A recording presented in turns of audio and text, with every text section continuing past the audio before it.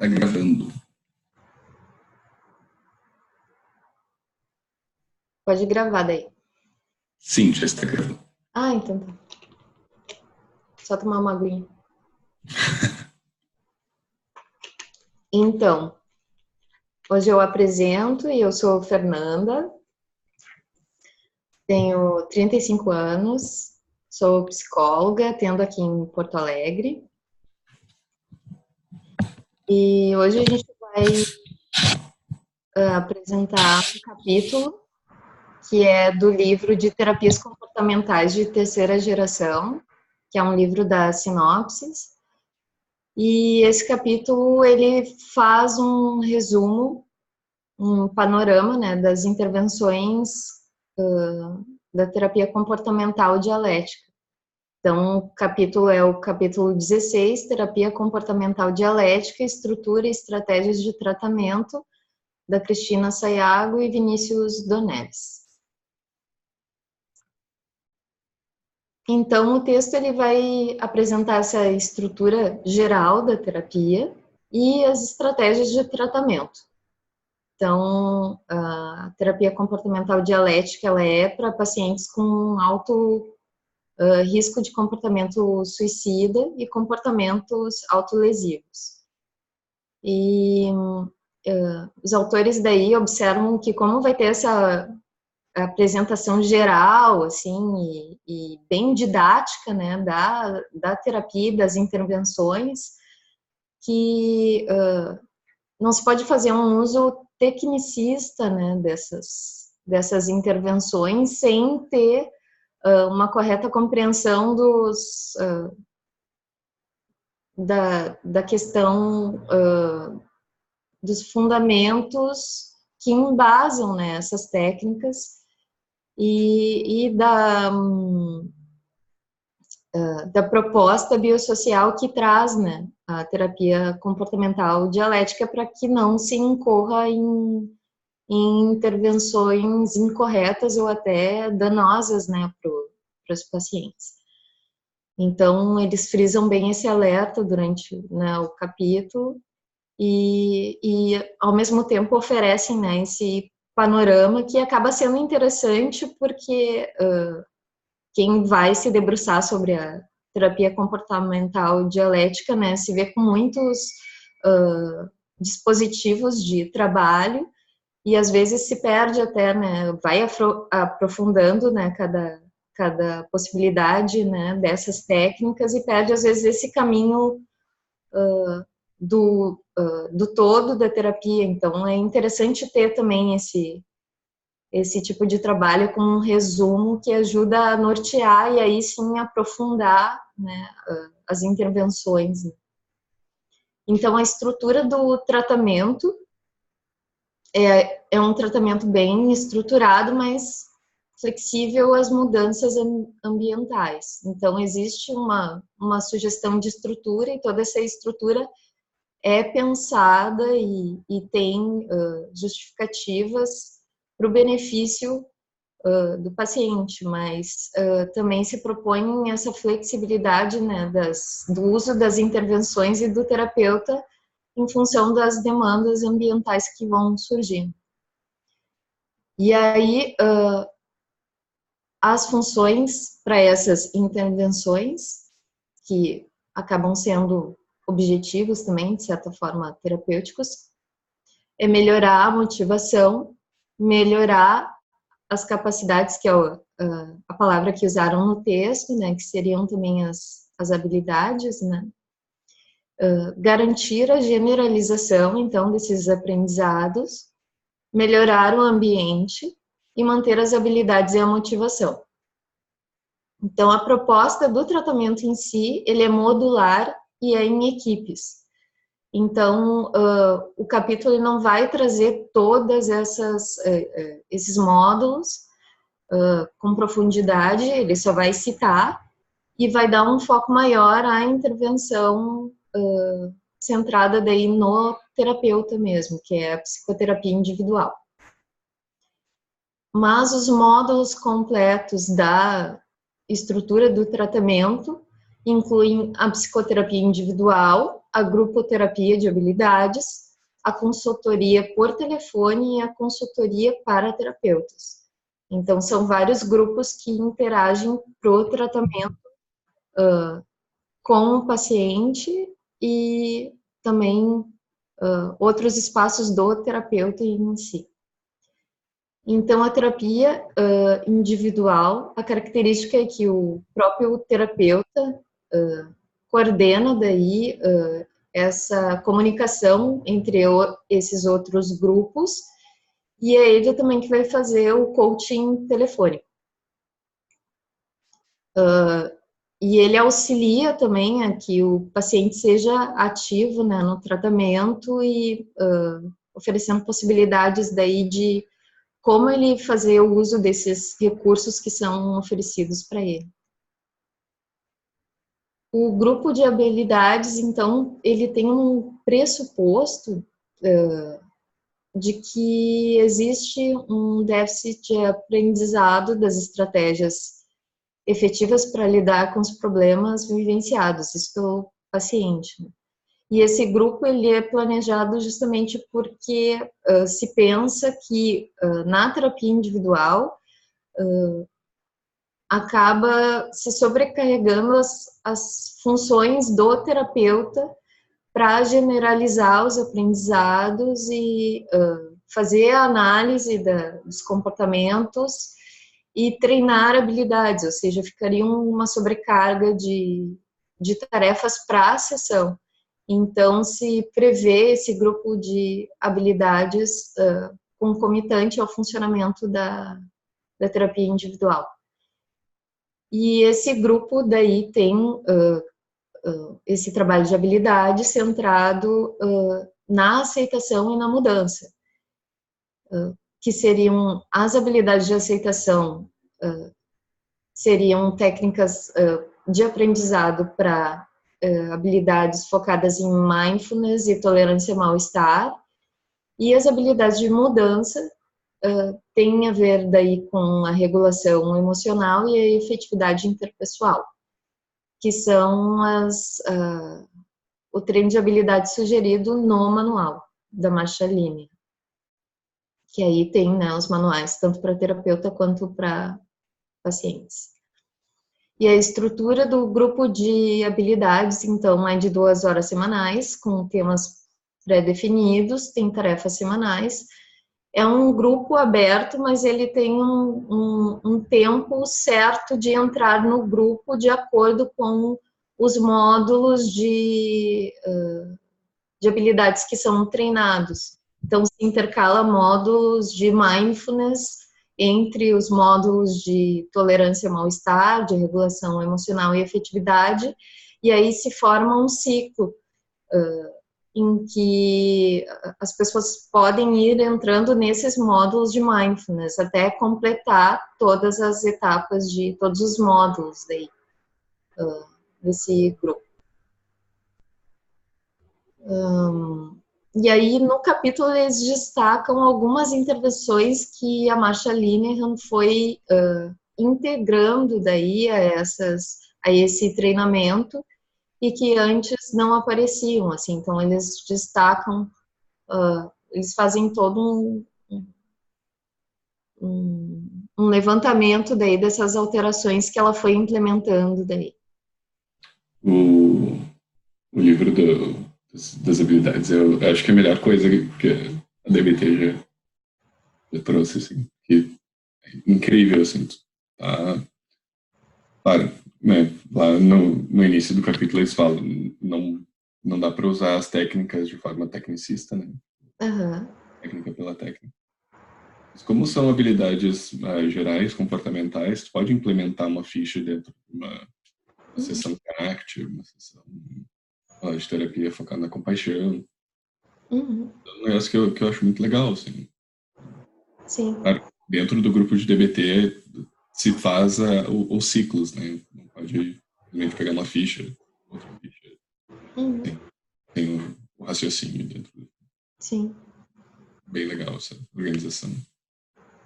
Tanto que eles falam também que já, claro, se pensou primeiro para pacientes com comportamento suicida, mas que justamente pela usabilidade disso para vários outros contextos, né, isso acaba sendo usado, né, e mais flexível também para outros tratamentos, né, e realmente é super interessante, é um treinamento de habilidades muito útil, assim, né, para profissionais, inclusive, para pacientes diferentes, e dá para pensar também como habilidades sociais também, né. Sim, tudo que eu fazia de treino de habilidades sociais eu estou trocando para o módulo de efetividade. Sim, é super usável, assim. E é interessante até de destacar que em centros de formação, pelo menos aqui em Porto Alegre, a gente tem também, né? A gente tem esses grupos disponíveis, né? Que as pessoas podem fazer, tanto o público em geral, quanto pacientes com desregulação emocional ou profissionais, né, de áreas, isso até é interessante, né, profissionais de área de saúde ou outros, enfim, né, que queiram até aumentar o seu repertório de habilidades aí para a vida, tem a possibilidade de fazer esse curso de formação, né, específico de habilidades. É interessante, né? As pessoas saberem que tem essa possibilidade também, né, no centro de formação. E aí o texto faz essa lista das habilidades por módulos, né? Então, quais seriam as habilidades de mindfulness, as habilidades de efetividade interpessoal, habilidades de regulação emocional e habilidades de tolerância ao mal-estar. Enfim, eu deixei elas aí mais para a gente organizar, assim, e ter uma ideia, né, delas, assim, listadas, mas a gente vai acabar fazendo esse percurso junto com o texto sem aprofundar muito, assim, então é meio que uma passagem, assim, mesmo por essas possibilidades técnicas, assim, aí se vocês quiserem comentar alguma coisa também, a gente vai falando. E aí tem mais as habilidades de efetividade interpessoal e habilidades de tolerância ao mal-estar.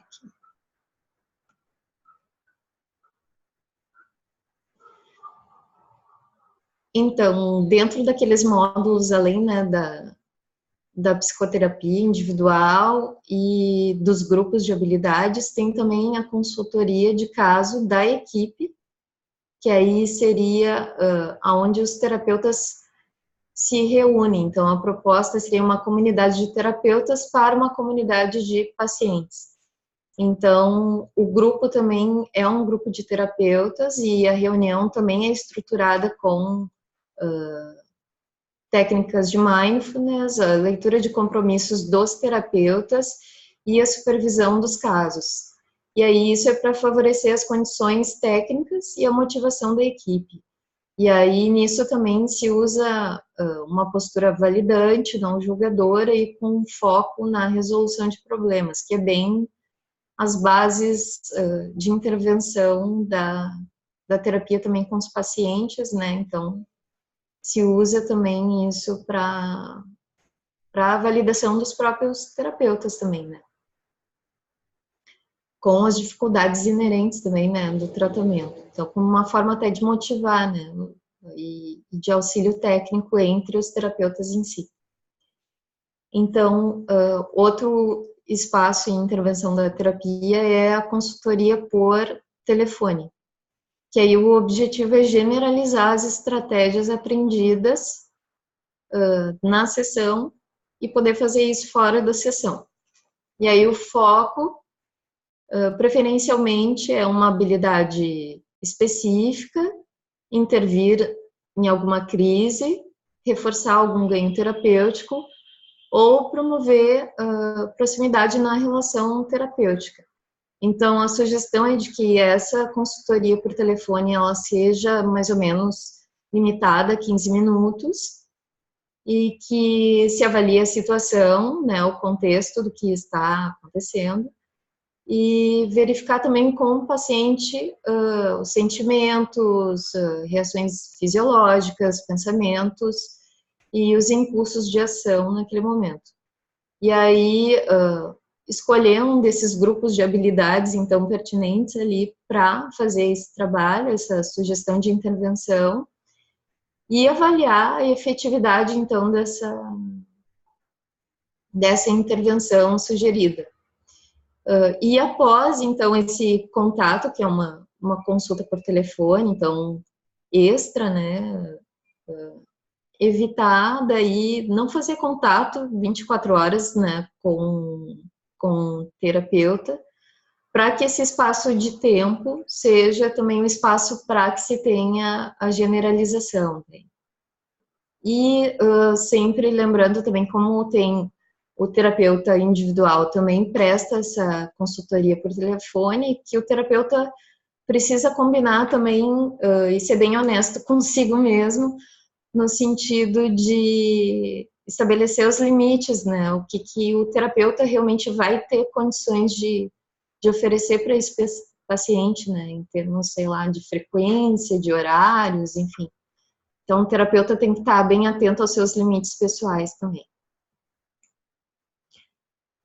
Aí tem uma hierarquia de metas comportamentais para o tratamento, que é reduzir o comportamento suicida, reduzir comportamentos que interferem na terapia, reduzir comportamentos que interferem na qualidade de vida, promover habilidades comportamentais, reduzir comportamentos relacionados ao estresse pós-traumático, aumentar a autovalidação e respeito ao self. Então, são metas terapêuticas e elas seguem necessariamente essa ordem, porque elas foram pensadas justamente em poder, primeiro, preservar a vida do paciente, né? Não colocar o tratamento em risco, e a partir de conseguir melhorar algo do ambiente e das habilidades também de tolerância ao mal-estar com o paciente e reduzir, né, comportamentos que ponham ele em risco de alguma forma, daí sim se promove também essas habilidades outras e também o paciente já vai ter mais recursos para se engajar em algo que pode trazer mais sofrimento, que seria o trabalho com as questões do estresse pós-traumático. Justamente porque se inverte essa ordem, né, de começar o trabalho por memórias traumáticas, pode ser que o sofrimento do paciente amplie os comportamentos de risco dele, né? Então, pode ser que aumente o comportamento suicida, né? Então, por isso que segue essa ordem. Quer falar, Giovanni? Não, eu só um comentário, assim, que eu acho que essa clarificação da hierarquia é um negócio que mudou muito a forma como eu faço terapia, assim, porque fica chega um cliente que tem histórico de ação suicida, de tentativa de suicídio e tal. Uhum. E, no momento o cliente está bem. Mas será que eu já vou começar lá na terapia de exposição? Né? Será que eu não preciso começar a trabalhar uma base, deixar tudo mais seguro aí agora a gente vai começar a fazer outras coisas. Até porque se a gente for pensar na arte, né? Na arte tu já sai fazendo exposição dá com pau ali, né? Uhum. E a pessoa não sabe se regular ainda, então provavelmente uma exposição vai desregular ela durante a semana, pode ser que ela não volte. Isso é um problemão, e às vezes tem algumas fichas de habilidades que tem avisos bem grandes, assim, tipo, não use isso para qualquer coisa. O stop, o negócio da bacia com água, que pode ser uma estratégia de evitação experiencial. Uma terapia tipo ACT, tu veria isso como um comportamento problema. Aham. Mas se a outra opção é a pessoa entrar em crise e cometer autolesão, tentativa de suicídio, isso é um comportamento de melhora. Se eu conseguir usar uma técnica para se regular, tá? Sim, Comer para se regular ou usar medicamentos para se regular, melhor do que entrar em crise e se cortar, se matar. sim. E a gente percebe isso mesmo com pacientes que de repente não têm características de, não tem um trauma com essas características, né, de trabalho com que se vá ter esse estresse pós-traumático, mas às vezes outros tipos de trabalho, com uma depressão mais leve ou outro tipo de ansiedade, a gente já nota que às vezes ativam, né, essas memórias e flashes, né, que a pessoa traz no relato da sessão, né? E aí daqui a pouco, de repente, tu até tá trabalhando no setting ali, tu tá controlando, né, as variáveis ali e aquilo que vai aparecendo. Mas se tu não ofereceu ainda habilidades e recursos para a pessoa lidar com possíveis coisas fora da sessão, pode ser que a Hum. pessoa tenha, né, flashes de memória e isso ative muito, né? E aí a Sim, pessoa fora da sessão, né? E aí tem que pode cuidar. ser complicado mesmo. Até ontem a gente estava falando que a gente teve aula de FAP com o Michel Reis e ele estava falando, né? Mesmo na FAP, que é uma terapia bem de exposição, né, não pode ir muito fundo, tudo de uma vez, Uhum.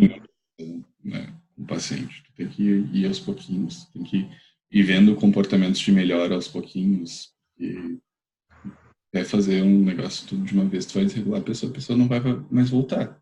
Sim, Se é um comportamento que interfere na terapia, pode ser um comportamento que interfere com a vida. sim. Um comentário. Eu estava aqui pensando sobre isso que tu falou e sobre ontem a aula de FAP, sobre a questão da disposição, que tem que ser aos pouquinhos para não ter perigo de desregular e tudo mais. Será que isso não cabe para, dependendo de cada paciente? Ou cliente, sei lá, cada um usa sua nomenclatura. Eu acho que depende de cada um para cada um, né? Depende do contexto. Claro. Pro contexto da DBT, obviamente, que não dá para ser tão aprofundado, senão já era tudo, né? Então, Sim. É por isso que eu sempre na primeira sessão avalio o risco de suicídio. Uhum. Para que lado eu vou ir. Assim. Porque se tem risco de suicídio, eu vou ir bem devagar. Sim. É, isso acho que é bem importante, assim, de destacar, de não ter receio já de na primeira sessão, ou se passou a primeira sessão na segunda, de perguntar, né? Se a pessoa já pensou, né, em se matar, ou sumir, ou, né, tipo, vou sumir desses problemas, ou vou dormir, né? Algo que seja um comportamento talvez de esquiva, mas que possa ter um conteúdo, talvez daqui a pouco, um risco maior, né? Um risco de autolesão, enfim. Eu acho que é bem importante mesmo. E aí isso ajuda, né? Como o Giovanni disse, né? De direcionar daí também o processo e a possibilidade ou não de já aprofundar algumas coisas ou estruturar isso mais em processos menores, digamos assim, justamente para construir essas outras habilidades, talvez, né, para a pessoa ter isso a sua disposição quando for trabalhar algo mais doloroso. Exato. Conceitualização de caso é tudo. Sim. Além da análise funcional. Hum. Vai lá. E aí os estágios do tratamento, então, que seria o estágio pré-tratamento, que seria a orientação, né, sobre a intervenção, a avaliação dos objetivos do tratamento com o paciente. O primeiro estágio, então, é adquirir as habilidades básicas para lidar com comportamentos de risco à vida e a terapia. No segundo estágio, tem a redução de estresse pós-traumático. No terceiro, autovalidação e direcionamento aos objetivos pessoais. E no quarto, uma busca de transcendência espiritual.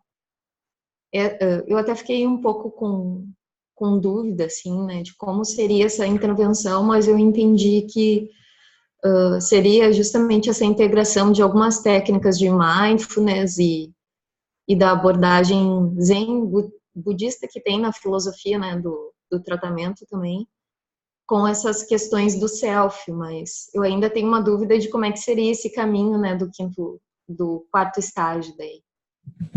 Ontem Transcendente. eu e o Gibson, a gente perguntou isso pro Michel, como é que essa coisa aí de self da DBT. Porque o self na ACT conseguir enxergar a minha mente a uma certa distância, consigo tomar decisões mesmo tendo isso. Mas para uma pessoa que tem transtorno de personalidade borderline, pelo que o Michel falou, não sou especialista na área, também é uma paráfrase do que ele disse. Né? Uhum. A pessoa, ela não é uma pessoa neurótica, no sentido de que ela não tem um funcionamento normal. Então, assim, o fato dela conseguir estar com o seu próprio self e estar regulada já é um desenvolvimento de self. À medida que tu vai fazendo exatamente esse caminho, né, dos exercícios de mindfulness, de conseguir sentar consigo mesmo, tu vai emergindo esse self de uma forma mais zen, né? Não é que nem na ACT que tu vai atrás do self diretamente, mas do zen é que tu vai chegar eventualmente nesse lugar. E que não é um lugar específico, mas tu vai estar. Wherever you go, there you are.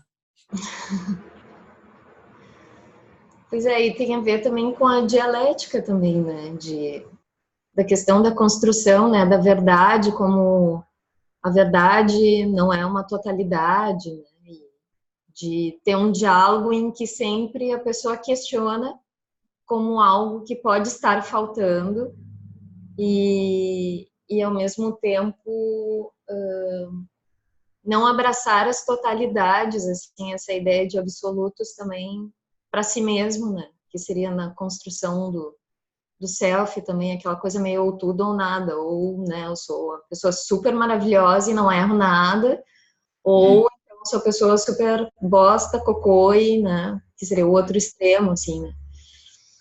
Então, de que essas duas, a pessoa maravilhosa também é cocô, o cocô também, a pessoa cocô também é pessoa maravilhosa e cocô ao mesmo tempo. Exatamente. Isso que parece conflitante, na verdade, é assim, é uma dinâmica, né? E a dialética acaba dando a conduzir essa construção de self também. E aí tem um super quadro de estratégias de tratamento.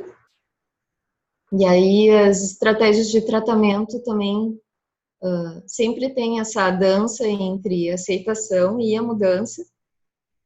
E eles colocam um pilar de estratégias dialéticas como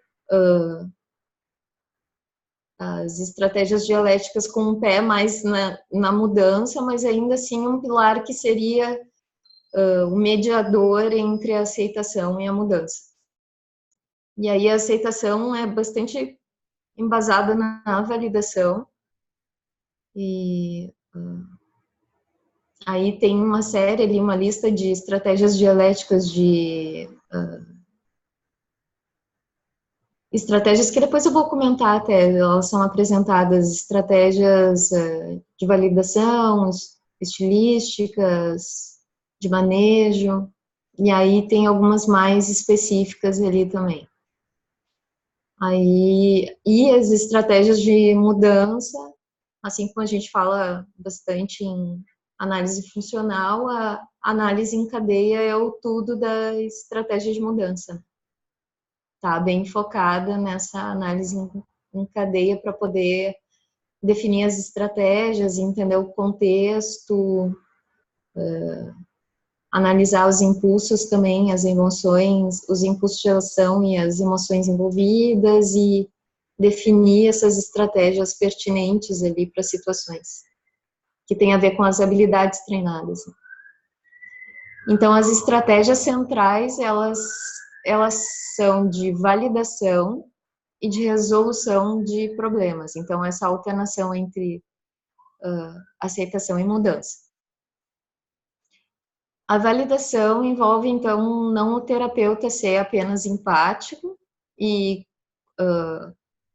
fazer verificações se está compreendendo, né, a comunicação, aquilo que o paciente quer comunicar, mas dizer o que é válido daquilo que o paciente está apresentando, né, dos comportamentos, com relação às suas emoções, pensamentos e ações. E aí as características da validação é a procura do que é válido na resposta dos pacientes. A validação tem 6 níveis, que aí a gente vai ver em seguida, e ela pode ser explícita ou implícita, verbal ou funcional. Fiquei com um pouco de dúvida também na diferença do que seria verbal e funcional. Posso dar um pitaco? Como, Johnny? Posso dar um pitaco? Sim, por favor. Ontem a gente estava falando sobre isso, eu e o Gibson. E a gente estava falando que, tipo, validação é um negócio super confuso, né? Porque, a princípio, é reforçamento dos eventos privados da pessoa. Como é que tu vai reforçar isso dentro da sessão se tu não sabe o que está acontecendo, né? Parece um negócio meio arbitrário, tipo, enxergo que você provavelmente está sofrendo com isso. Isso é uma validação mais explícita, né? E aí a gente estava falando, validação pode ser só um E ela é mais implícita, né? Tipo, ok, eu tô acolhendo essas coisas que tu tá me dizendo e tudo bem. Ah, sim. Uhum. São normais e eu não vou ficar te julgando por causa disso. Uhum. Mais ou menos nesse sentido. Uhum. Sim. Fez sentido para mim agora também. No sentido, às vezes, até de, por exemplo, tu tá ali escutando, né, a pessoa e, de repente, sei lá, ela demonstra uma emoção, chora, ou enfim, tá numa situação desconfortável e tu poder, às vezes, só o fato de tu continuar ali presente, olhando e apoiando que aquilo faz parte, né, dela tá sentindo conforme aquilo que ela tá relatando e acaba sendo um tipo de validação, né? E aí seria talvez mais implícita daí. Faz sentido. E aí eles apontam também que a validação ela acaba sendo uma exposição a emoções primárias. E aí justamente porque pode ser que emoções secundárias funcionem para evitar contato com essas emoções primárias. Então, validando, pode ser que se traga daí essa possibilidade de exposição a essas emoções, né? Não sei se tu vai falar sobre emoções primárias e secundárias. Não cheguei a pensar em falar, mas tu quer observar alguma coisa? É que eu fiquei pensando quem vai estar assistindo depois, né? Não fez especialização, que teve. Para mim não é um negócio que está muito claro, né? Parece que a emoção secundária é aquilo que tu mostra para as pessoas como forma de evitação de mostrar a emoção primária. Tipo, Uhum. eu lembro do exemplo do Victor, que é eu brigo muito com as pessoas para não mostrar que elas me machucaram e eu tô me sentindo vulnerável. E, tipo, esse sentimento de tristeza, vulnerabilidade, é emoção primária, mas tu não mostra isso porque tu tá brigando. É emoção. Esse é o único exemplo que eu consigo pensar. Eu gosto desse exemplo principalmente da raiva, assim, porque também quando eu estava fazendo especialização, eu meio que eu não me dava conta desse processo e para mim fez muito sentido, assim, de associar, por exemplo, oi, Yasmin, bom dia, bem-vinda. Bom dia. E aí, pensando assim, por exemplo, na questão da raiva e de repente reagir a algo com mais agressividade e é uma emoção, às vezes, que vem numa resposta mais automática, assim, né, mais quente, rápida, assim. E aí, quando se vai explorar um pouquinho mais de o que estava acontecendo antes e o porquê daquela resposta, e às vezes a pessoa pensa assim, bah, eu nem sei direito por que eu fiz isso, depois eu até me arrependi e tal. E aí, investigando, vem essa questão, né, da vulnerabilidade, e aí talvez, não, é que na verdade eu me senti, né, sei lá, a pessoa me ofendeu, a pessoa, né, me desvalorizou, a pessoa me fez passar vergonha. Aí essa aqui seria a emoção primária, né, que seria aquela para a qual a outra emoção está a serviço, né? Como quase como se fosse uma resolução, né? Tendo a pensar assim como a emoção secundária, a emoção essa quente e rápida, assim, da resposta automática, e que quando tu vai fazer a análise funcional ou análise em cadeia, tu ver que existe uma outra emoção relacionada e que essa emoção, essa outra que apareceu quente e rápida, está a serviço de resolver essa outra e muitas vezes não resolve, né? Tem a ver, né, com o objetivo da terapia também. Mas, assim, é uma coisa que eu acho que, se a gente for pensar, ela acaba sendo mais didática também, né? Porque em algum momento também que pensar, não sei. Sim. Eu acho que para terapia com o paciente, tu falar, tipo, a raiva é mais a expressão da raiva do que o que a pessoa realmente estava sentindo. A pessoa podia estar com vergonha e brigando. Uhum. Né? Enfim. Acho que ficou mais claro para quem Acho que ouviu. senão eles podem perguntar também, né? Se virem. Dialogar, também deixar mensagens, dúvidas, comentários. Deixem comentários aqui, apertem o sininho. Exatamente. E aí, então, aqui a gente tem aqueles níveis de validação, né? Então, tem os 6 níveis de validação. Que o primeiro é escutada e com consciência plena, que é ter interesse por aquilo que está sendo dito e não julgar. Então, tá bem atento à comunicação. O segundo nível é refletir, e esse reflexo é bem aquele das intervenções do humanismo mesmo, né, das intervenções centradas na pessoa, que é traduzir, né, o que o terapeuta compreendeu daquilo que o paciente falou, né, então fazer esse reflexo, essa devolução daquilo que está aparecendo na sessão pro paciente. Aí o terceiro nível é validar as expressões não verbais do paciente e aí verificar também se o paciente está de acordo com isso que o terapeuta vai expondo. O quarto nível é comunicar a relação e sentido do comportamento atual com circunstâncias do passado, fazer esse elo de comunicação entre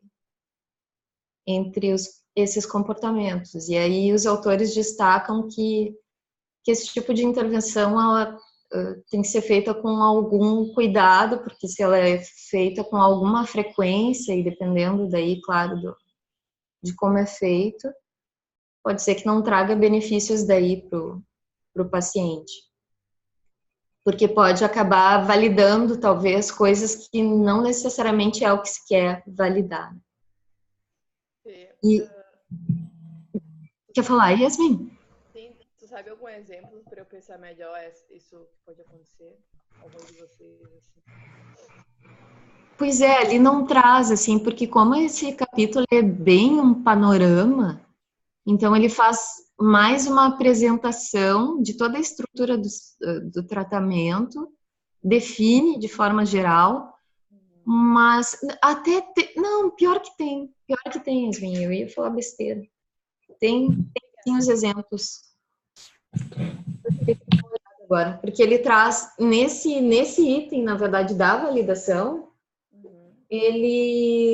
os autores trazem uns exemplos aqui.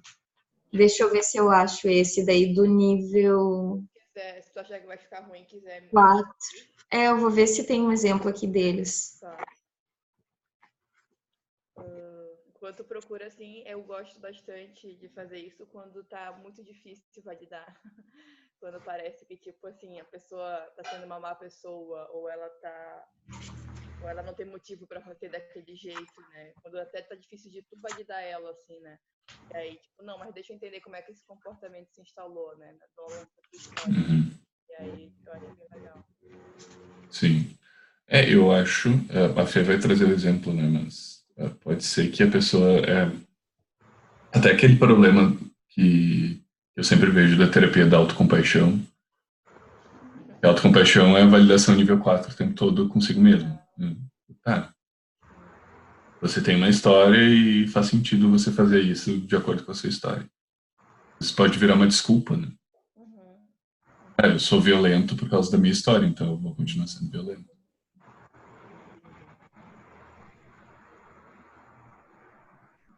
Eu gosto muito, enquanto a Fê procura ali, eu vou fazer dar meus 5 centavos. Fala reflexiva é um negócio que eu acho muito interessante, né? Nível 2 ali. Porque a gente fica com muito impulso de, tipo, fazer perguntas, quero entender mais, vamos atrás. Mas, assim, só de tu refletir o que a pessoa tá falando, de mostrar que tu tá ouvindo, e tu acaba reforçando o relato, né, que já é uma coisa positiva para qualquer terapia comportamental. E tem aquela coisa de tu ouvir a mesma coisa na voz de outra pessoa, né, que aí tu começa a ficar mais sensível a certas contingências que estavam acontecendo ali, que tu não, só de tu falando e grudado com os eventos privados não percebe. Pra mim, sim, nível 2 tá legal já. O resto é cereja do bolo. Até porque tem uma coisa disso que tu tá falando, Giovanni, que eu acho legal e que eu noto, assim, em mim até como paciente também, né? Não só como terapeuta, que às vezes tem coisas que a gente vai se dando conta ou vai trazendo e que aquilo passa sem a gente estabelecer realmente uma relação entre essa relação funcional, digamos assim, ou de análise em cadeia de uma coisa com a outra. E aí depois quando alguém reorganiza aquilo e te devolve, tu te dá conta, é verdade, tipo, alguma coisa que surgiu ali nova e que talvez ia passar despercebida, alguém te devolve e tu, não, realmente, isso eu não tinha me dado conta, mas, né, eu tenho no meu repertório, enfim, apresentei, expus aquilo, mas não dei aquela devida atenção e agora, através de uma outra pessoa me sinalizando aquilo, eu consigo, né, pontuar, enfim. O tipo de coisa que dá pra fazer na primeira sessão, né? Sim. Uma operação motivadora para a pessoa continuar vindo. Não precisa fazer muita coisa, só tu devolver o que a pessoa tá te dizendo, as tuas palavras, e já faz todo sentido. E a pessoa já se sente validada, porque ninguém faz isso na vida real, né? Tá sei lá, chega no ônibus e o cobrador te diz, é 4,60. 4,70. Você me disse que é 4,70. Não, e é uma ótima estratégia também para a gente fazer checagens, assim, com o paciente, se a gente está realmente acompanhando aquilo que a pessoa quer dizer, né? Se a gente está entendendo o contexto que ela quer trazer para a gente. Então, às vezes, é a questão de validar, mas também de fazer uma checagem se a gente está acompanhando mesmo, né? Não tomar como um pressuposto de que a gente sabe e está entendendo tudo que a pessoa está dizendo. Jogar interpretasse. Meio que parafrasear e buscar, não, é isso mesmo? Ah, tá, então tô te acompanhando, tamo junto, vamos lá. E aí acaba sendo validante e também, né, pro terapeuta fica mais seguro, digamos assim, também de que tá acompanhando.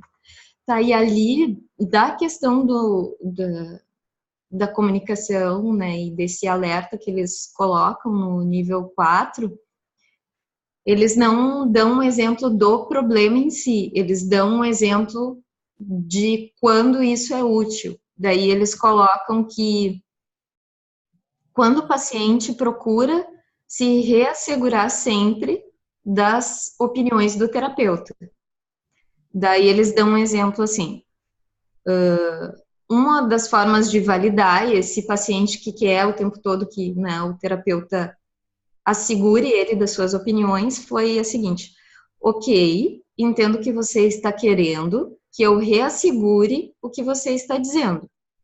Isso me parece natural, tendo em vista o ambiente de imprevisibilidade em que você viveu com seus pais. Posso comentar? Vai lá, Ed. Não, é que às vezes quando eu quero mesmo fazer isso, eu não faço assim tão direto assim. Eu vou meio que numa investigação assim com a pessoa.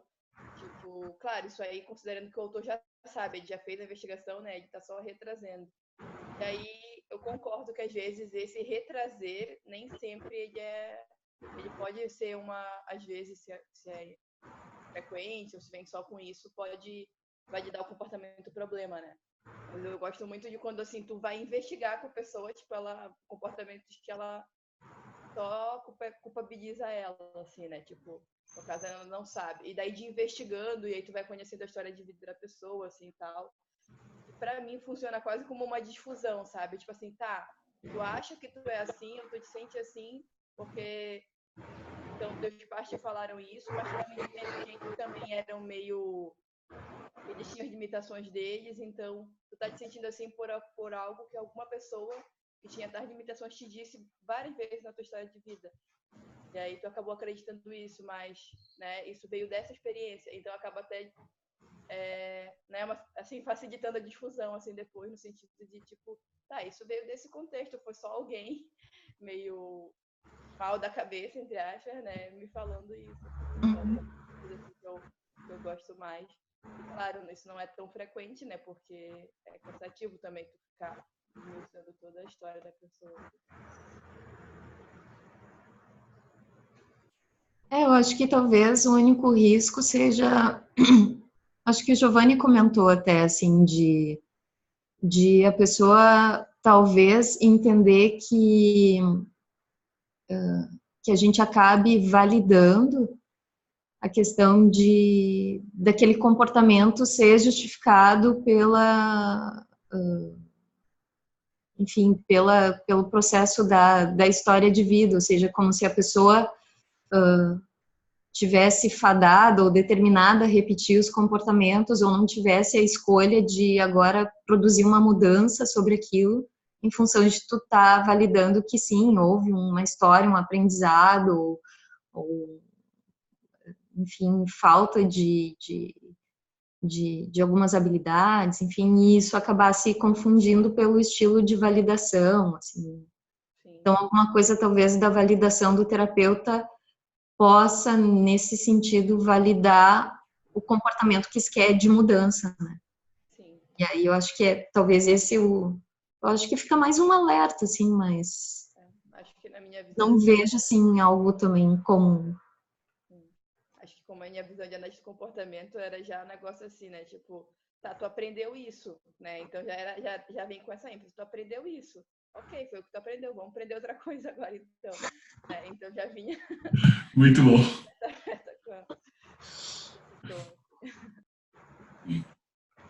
E aí, deixa eu ver. estamos no 5º nível, que é a validação do que é efetivo, adaptativo e que está no comportamento atual. E o 6º nível é comunicação de respeito com o paciente, de forma a vê-lo como igual com a autenticidade do terapeuta. Daí é... Aí que entra a autorrevelação. Sim. E, cara, não é todo momento que tu tem que ficar fazendo autorrevelação. E o negócio que a gente teve na aula ontem que faz sentido. A revelação não precisa, tipo, olha só, quando eu tinha 5 anos, eu também, né, sei lá, meu pai me xingava. Mas tipo, parece que eu sinto isso também agora, Uhum. no momento presente. Às vezes faz bem mais sentido do que contar a tua própria história. Às vezes contar a própria história é válida, e a pessoa está muito desconectada e dentro do mundo da mente, pensando que aquilo ali é terrível. Fala, tipo, eu também faço isso. Uhum. Bem, Às vezes eu penso também essa questão da autorrevelação, porque daqui a pouco eu acho que precisa também o paciente poder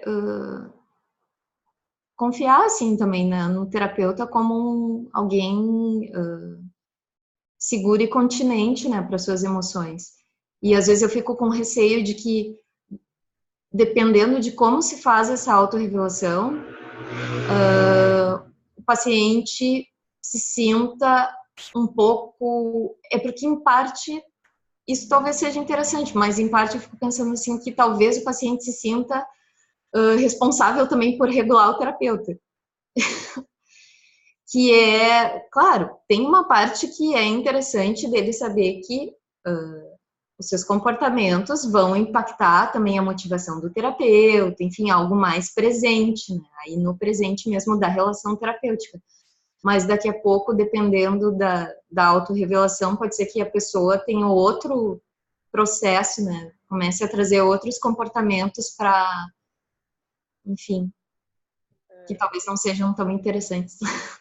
Aí, às vezes, eu penso nisso também, que talvez... E aí seja algo mais interessante e tem a ver com isso que tu falou, né, Giovanni, de trazer essa autorrevelação como algo mais presente, né? Ou até, assim, algo mais irreverente, uma brincadeira, assim, do tipo, da pessoa também dizer, olha, o terapeuta também não é perfeito, também, né, pisa na bola e tal, e, tipo, né, brincar mais com situações da vida em que a maioria das pessoas também provavelmente tem esse repertório de comportamentos, assim, então naturalizar quando for, né, algo mais comum mesmo a todas as pessoas, né, assim, não sei, pensei nesse sentido. Acho que... Aí aqui tem os objetivos, então, da utilização de... eu acho que a Yasmin queria falar, ela tá com o microfone. Olha só, eu tô com outro computador agora, daí eu tô imaginando que eu não tô com problema de áudio. Eu tô com problema de áudio? Não, tá ótimo, só tá um pouquinho baixinho. Tá Mas... baixinho, eu chego a me aproximar, assim, pra te ouvir mais. Não tem jeito, né? Eu tenho que comprar um. Tá. O que eu ia dizer? Eu ia falar que isso que a Fê falou faz sentido, considerando o público também, né? Porque a FAP faz muito isso, né? E mesmo que isso gere um impulso na outra pessoa de querer cuidar do terapeuta, acho que isso também pode ser trabalhado na relação, né? E pode até ser bom, tipo, como é que tu reage quando alguém faz isso, né? Se esse for objetivo, assim, também. Mas com um paciente que tem um nível de desregulação maior, né? Que tem uma estabilidade maior, tem que tomar cuidado, né? O que tu tá botando e talvez, assim, a pessoa se sentir, assim, pressionada, se sentir muito, assim, impactada com uma autorrevelação do terapeuta, assim, né? Então, talvez até o momento, o que tu vai fazer uma autorrevelação, a pessoa tende a ter uma estabilidade maior, assim, né, no céu. Eu lembrei do curso do Steven Rees. Eu não sei se a gente tá avançando muito no tempo. Como é que é, Giovanni? Não sei se já tá muito avançado no tempo. Dá tempo de fazer mais um comentário. Sim, fala aí. Que o Steven Hayes, ele fez um curso, esse último, né? Esqueci o nome do curso. Do Acting Immersion. Que ele faz uma autorrevelação super importante, tipo, ele começa a chorar, né? Steven Hayes, né? Chorar. Mas para mostrar para as pessoas que estão assistindo o curso o impulso de validar ou de não validar. Né? Tipo, ele fala, tipo, eu assisti minha mãe morrer na cama de hospital. E aí ele mostra para as pessoas, tipo, tá, vocês provavelmente estão tendo o impulso de dizer agora assim, não fica triste. Né? Que é invalidante. Sim. Pode ser um comportamento problema, inclusive em terapeutas. Né? Eu achei bem legal essa forma de autorrevelação para evocar coisas que podem ser trabalhadas ali dentro da sessão, que é o que a Yasmin trouxe. Foi bem legal. Toca a ficha.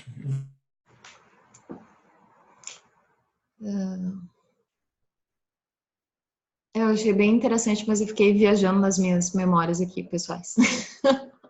Aí eu vou seguir aqui, porque senão eu vou perder o foco.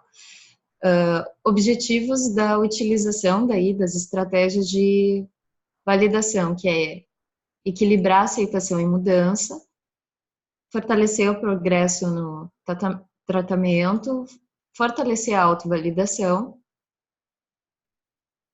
gerando assim uma antítese da autoinvalidação e dos ambientes invalidantes desses pacientes, e aí nesse parênteses assim que parece meio despretensioso, acaba sendo meio que uma justificativa também de por que a validação é a base, né, do tratamento, justamente porque tem essa história, né,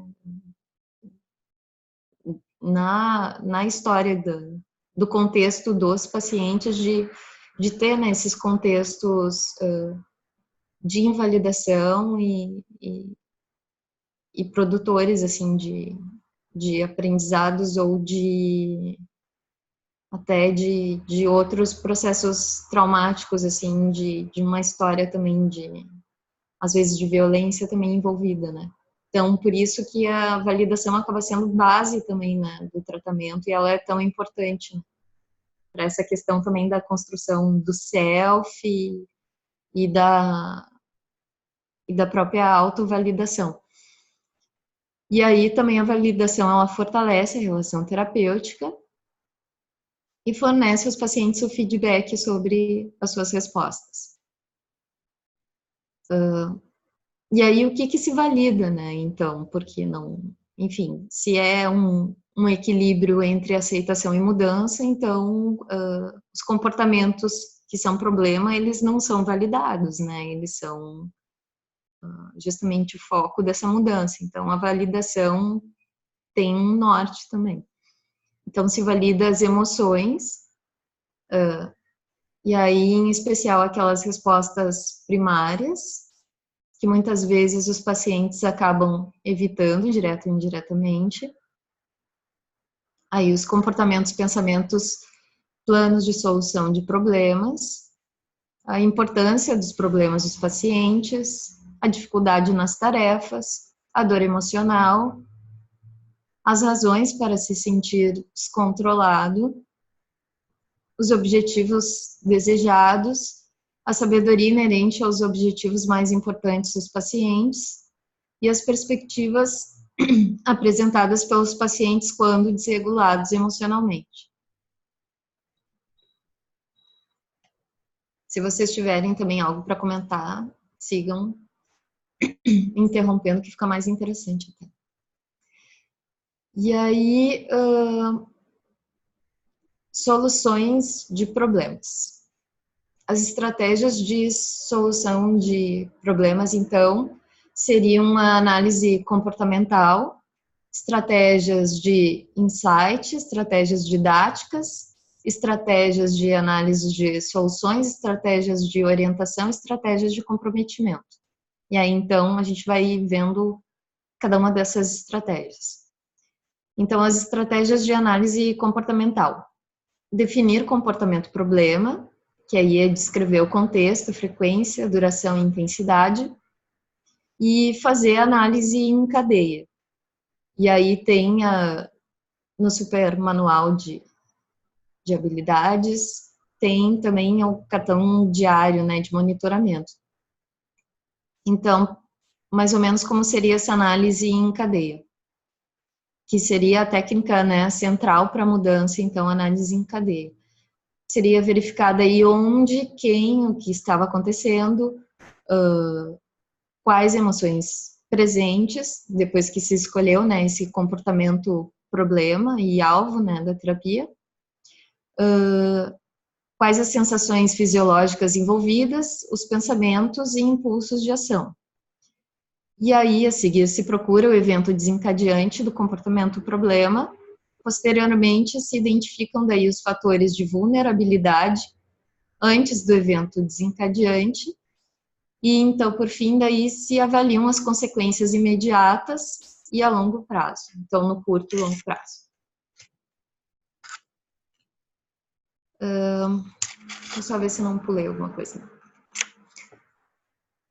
Estratégias de análise e de solução. Daí verificar se os comportamentos-alvo, a partir da análise em cadeia, estão sob o controle de intensidade emocional, processos cognitivos, contingências de reforçamento ou falta de uma habilidade específica. As estratégias de insight daí seriam interpretações de acordo com o modelo biosocial ou nas teorias de modificação do comportamento, verificando como o paciente se está de acordo com o que experimenta. Observar e descrever padrões de comportamento após repetidas análises em cadeia. E explicitar as consequências dos comportamentos. As estratégias didáticas eu até achei um pouquinho parecidas assim, com as estratégias de insight, que seria explicar por meio da teoria como funcionam os comportamentos problema, como possíveis resoluções de problemas não efetivos. E as estratégias de orientação são informações sobre processos e pré-requisitos, né, para terapia comportamental dialética, e esclarecimentos sobre a importância das tarefas e promoção de ensaios comportamentais para verificar se as estratégias, para verificação, assim, das estratégias de solução de problemas.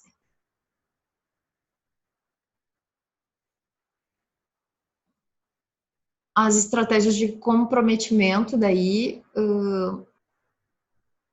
elas estão daí dentro desse quadro de técnicas que são apresentadas, e aí entre essas técnicas estão prós e contras, advogado do diabo, pé na porta, porta na cara, ligar comprometimentos passados com atuais, liberdade de escolha, ausência de alternativas e a modelagem. E aí é legal porque fica esse quadro aí com algumas intervenções, assim, que aparecem assim, com alguma frequência também na literatura.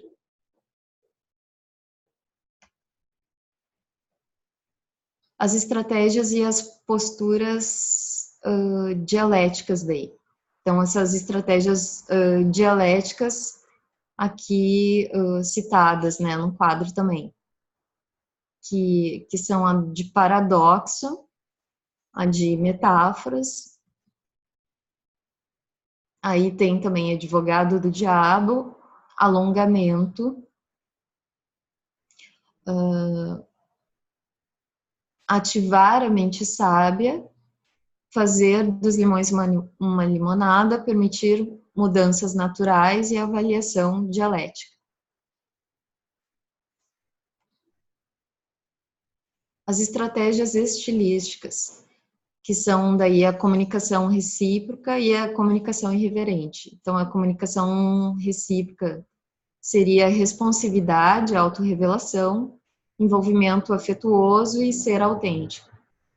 Na na comunicação irreverente, daí ela é usada quando o terapeuta acha que precisa promover no paciente, daí precisa mover o paciente, na verdade, né, de um ponto fixo para outro. Então, quando parece que se travou em algum ponto específico, né, do processo da terapia.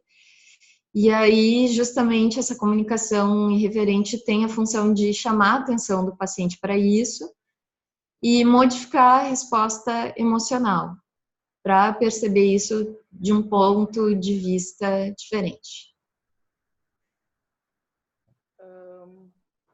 Interessante, né? Como dependendo da habilidade, pode ser muito mais difícil para o terapeuta praticar ou não, né? Tipo, algum terapeuta pode ter mais dificuldade de ser validante ou irreverente, que no meu caso é a irreverência. Até eu fazendo treinamento de habilidade, que daí eu fiz com o Diego Alano e com a Jean Rola. E aí chegou nessa parte, assim, que era advogado do diabo e tal, eu não conseguia, meu Deus do céu, mesmo sabendo que era com ele, que era uma coisa assim, tudo que me vinha na cabeça parecia muito malvado.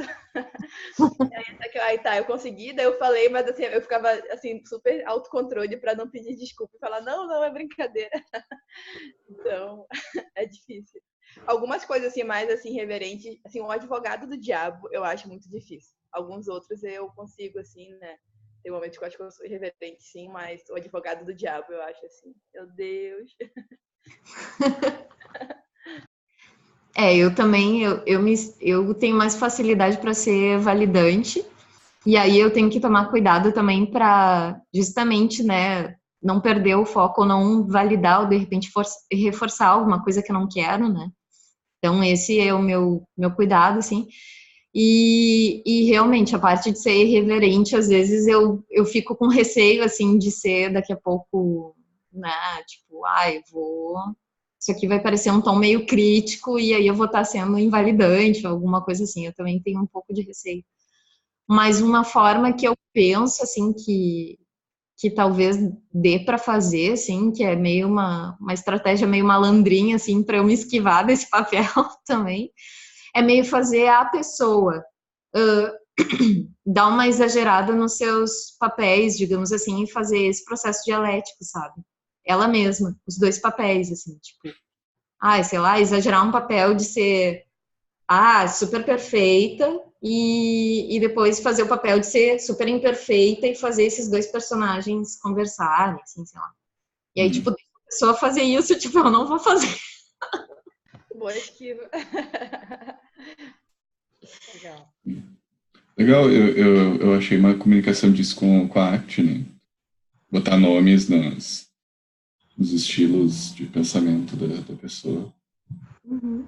E, querendo ou não, tu dá uma desfundida, né? Também eu acho que a irreverência ajuda na difusão. Uhum. Colada com o evento privado e dá um outro lado da moeda. Tá, e se continuar assim pro resto da tua vida, Uhum. o que vai acontecer? Sei lá, e se teu namorado morrer amanhã e tu vai continuar vivendo por causa dele, né? Esse tipo de coisa. É isso de difusão. Às vezes o próprio fato, por exemplo, sei lá, se a pessoa percebe que ela está sendo, isso meio na viagem da arte, assim, né? Que ela está sendo fisgada por um pensamento, assim, e ela se percebe no meio, sendo carregada no meio daquele pensamento, sei lá, catastrófico. E ela consegue imaginar que ela está cantando uma música toda feliz, assim, tipo, que gostoso isso, e não sei o quê, sabe? Tipo, de alguma coisa catastrófica, acaba sendo uma coisa irreverente com ela mesma e que promove difusão, assim, né?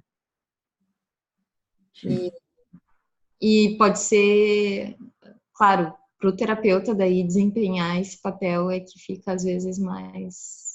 Aí a gente tem que treinar as nossas habilidades também, né? Mas é bem interessante. Assim.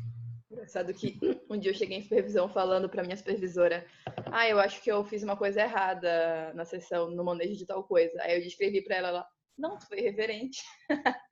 E aí, para mim, tipo, na hora eu senti que era o que eu tinha que fazer, mas depois eu fiquei, não, tem alguma coisa errada. Mas a gente vai indo. Sim. É porque para o terapeuta analítico comportamental, o TAC, né?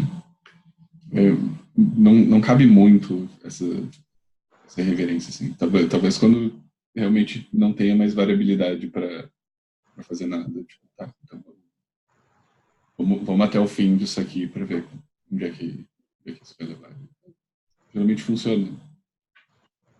Para isso que serve a irreverência, tipo, quando a aceitação já não funciona mais e dá. Uhum.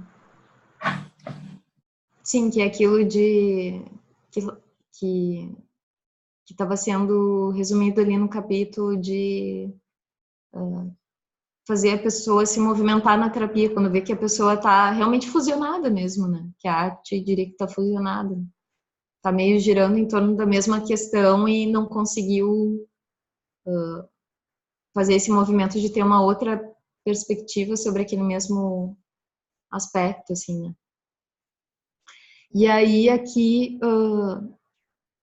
seguem as estratégias de comunicação irreverente daí,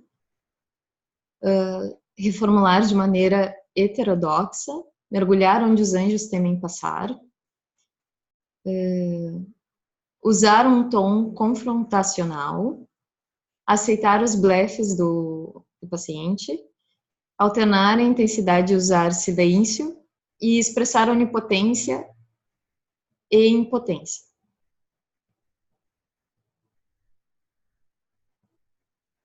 Ah, já estamos terminando, olha só. Que loucura. Gente, é isso. Surpresa. Surpresa, olha só, referências. Vamos falar sobre essa referência. Porque no fim eu até adicionei as referências porque eu fiquei um pouco preocupada de colocar todos esses quadros, né, do capítulo, enfim, até com... A gente fica um pouco, né, naquela situação delicada do quanto a gente está respeitando, né, a autoria, os autores, enfim, para o uso didático, mas... e até pela preocupação que eles trazem no texto justamente de fazer um bom uso, né, poder oferecer um recurso didático sobre a terapia comportamental, mas também ter o cuidado de não olhar isso como um monte de técnica aleatória, assim, embasadas, né, todo um fundamento, assim, do processo terapêutico, né, de não esvaziar, mas ao mesmo tempo oferecer esse panorama. Eu acho que esse capítulo oferece um super panorama, assim, que ajuda a dar uma integrada nesses recursos que aí a gente vai aprofundando e vai até se apropriando e fazendo essa comunicação até com outras intervenções, né, contextuais, como a arte também, que no fim a gente começou, né, a fazer esse diálogo aqui também. Mas eu me preocupei um pouco, assim, nesse sentido, né, de estar apresentando também um resumo e fazer o resumo do resumo e aí, no fim, colocar as referências para pelo menos mostrar que tem outros textos base, que tem os textos, né, que são as obras fundamentais, né, da Masha Linehan, e tem os guias também, né, de treinamento de habilidades, que é, assim, um super recurso para os terapeutas, então vale muito, assim, pesquisar esse material e ir atrás desses manuais, porque tem muito recurso até para a gente pensar, assim, os nossos repertórios também de habilidades como terapeuta e para os pacientes também, né? Então, muitos das sugestões de treinamento de habilidades, eles servem também como treino de habilidades sociais, assim, tranquilo, né? Então, é um material super útil, mas também vale a pena retomar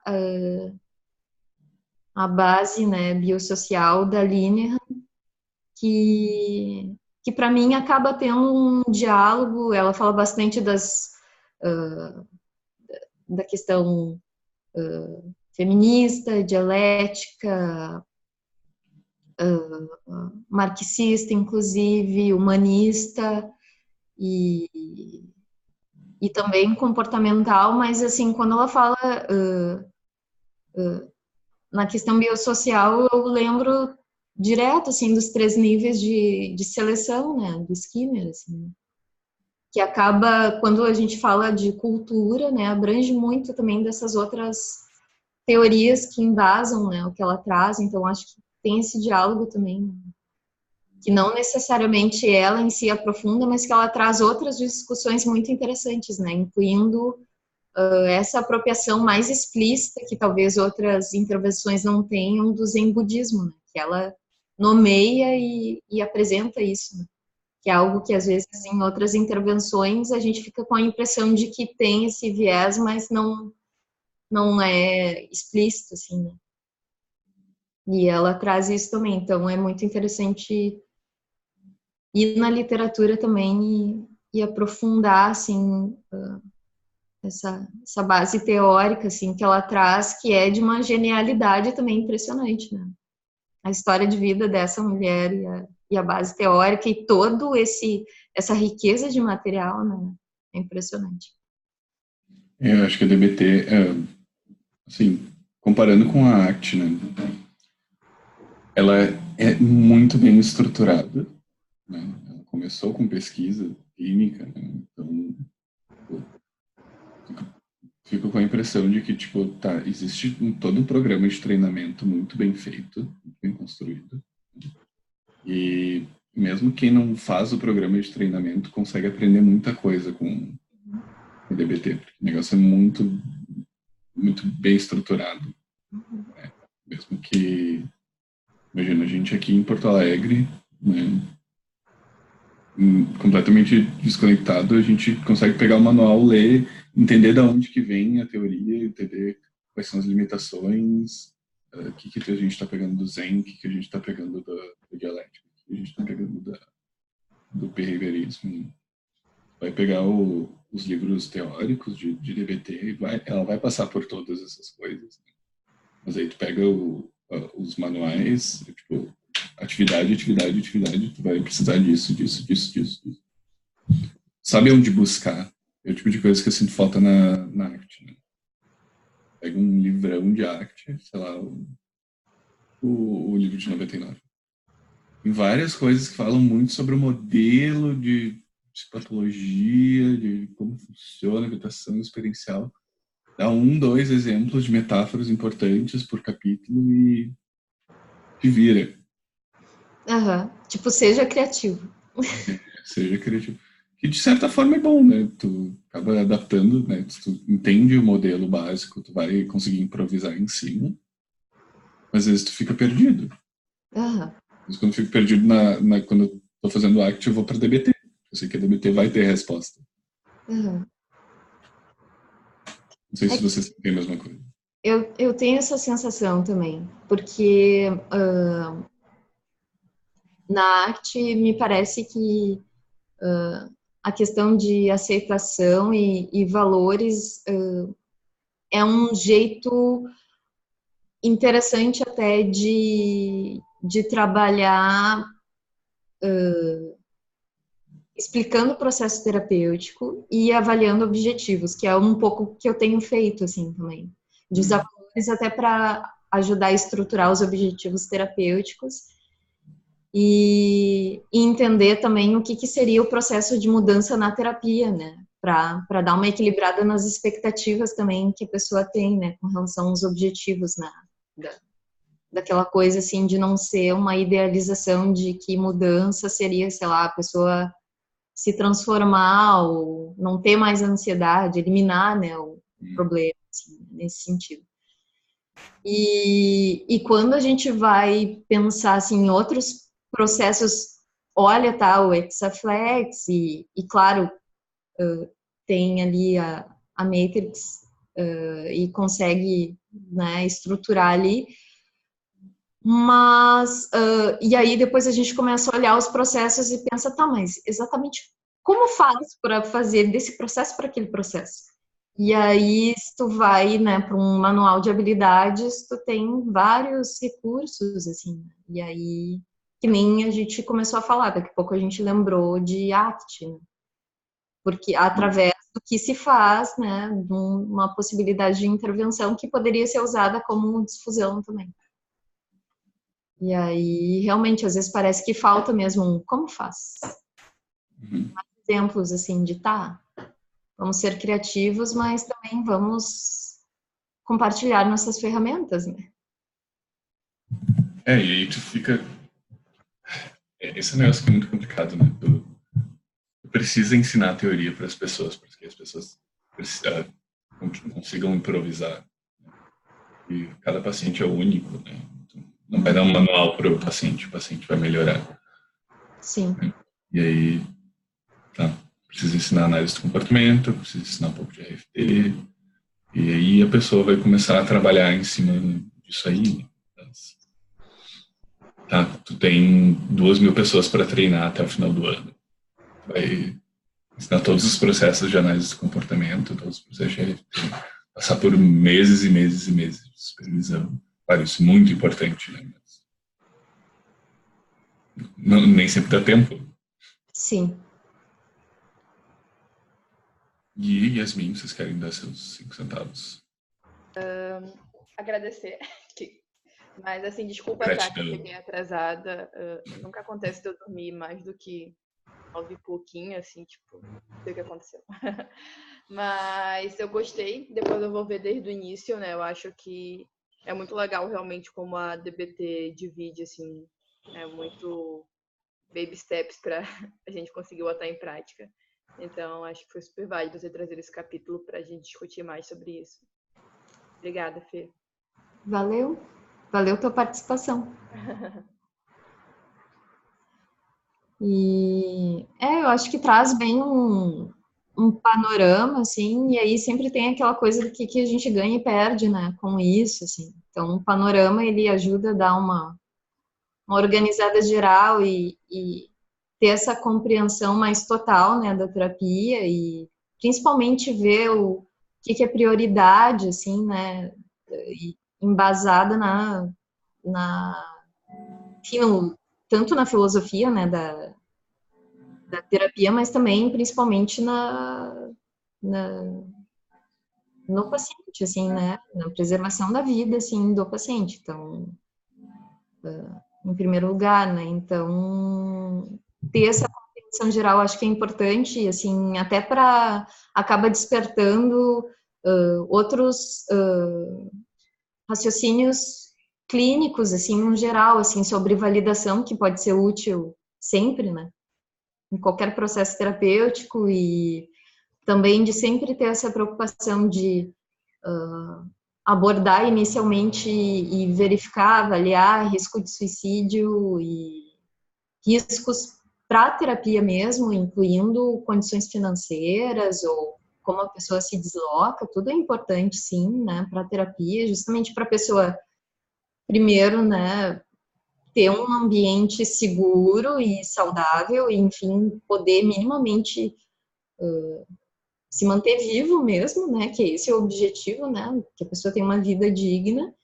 e depois, né, garantir que a pessoa vai poder fazer adesão ao tratamento e se manter, ter condições de se manter no tratamento, e então, daí sim, né, partir para uma análise do que é tanto o comportamento problema quanto os objetivos que vão ser trabalhados. Então, essa forma super estruturada, assim, ampla, já dá uma orientação até profissional bem bacana, assim, para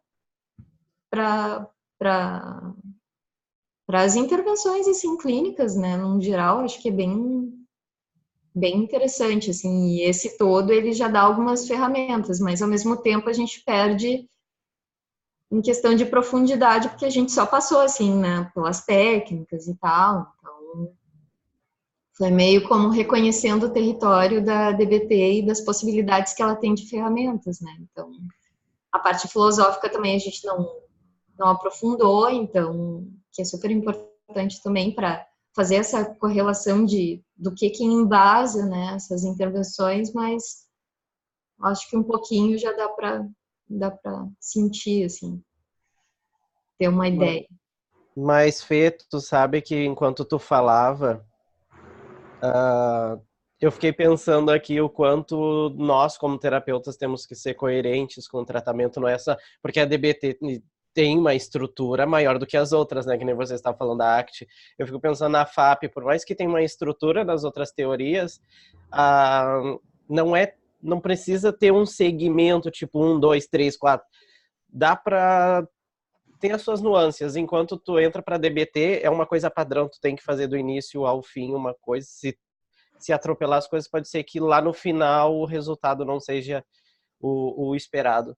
E o entendimento que tem que ter de DBT, né, por causa disso, não é só pegar um protocolo, sair aplicando, sair fazendo, tu tem que saber o porquê tu tá fazendo, tu tem que saber.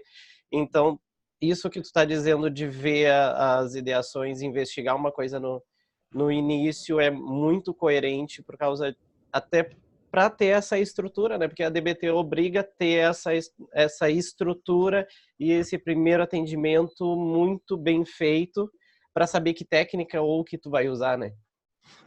É muito legal isso. E difícil. Sim. Pois é, os autores ali até falam que tem toda essa estrutura, ela é bem estruturada e que permite também uma flexibilidade do terapeuta avaliar e até, se achar pertinente, fazer alguma alteração da ordem, né, dessa estrutura sugerida do tratamento, né, mas que essa é a mais indicada, claro, em função do perfil do paciente, né, que é um paciente, né, com comportamento de risco, né, e então... Tem questões de pesquisa, né? Sim. Tem um podcast do Jason Loma, aquele Corner, que ela fala, tipo, quando a gente estava desenvolvendo os manuais, tinha que ter muita precisão para tudo aquilo que a gente estava fazendo ali. Não é por acaso que é a terapia de escolha para transtorno de personalidade borderline. Tudo ali foi meticulosamente testado. Uma questão bem importante, até, né? Lá nos Estados Unidos eles se preocupam bastante com isso, aqui a gente não. Mas, não sei, ao mesmo tempo é importante a gente ter essa precisão, ao mesmo tempo é importante a gente ter essa flexibilidade, a gente precisa ser dialético. E o paciente ele não é uma caixinha fechada, como está no artigo. A DBT tem um pouco disso também, né? Naquele livro, Transtorno de Personalidade Borderline, aquele vermelho, né? Sem ser do 3. Primeiro. Aí que a Marcia fala, né? Eu até fico surpresa, assim, que ela diz assim, quando ela fala dos módulos de treino de habilidade. Mas se você quiser substituir esse módulo de eficácia interpessoal pelo módulo pelo treinamento de habilidades sociais e tal, pode ser também, tipo, né? Ao mesmo tempo que é específico, foi validado tudo, ela meio que coloca como equivalente a outras coisas que já tem dentro daquela área, né? E que ela deu um outro nome porque ela desenvolveu no formato dela, assim, né?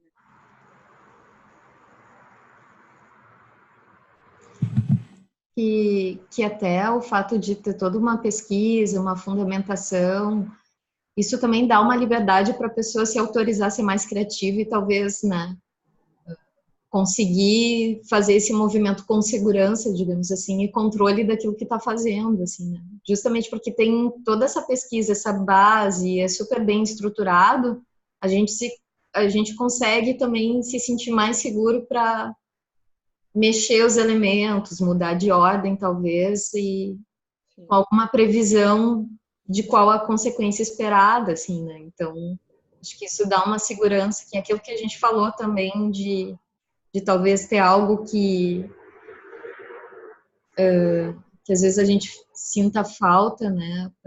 Que a gente precise criar as próprias ferramentas, mas quando a gente nota que tem um embasamento, uma fundamentação, pesquisa, a gente consegue até se dar um pouco mais de liberdade nesse sentido, porque mais ou menos tem essa previsão do que pode ser esperado, assim, né, nesse tipo de comunicação também entre terapias, intervenções e...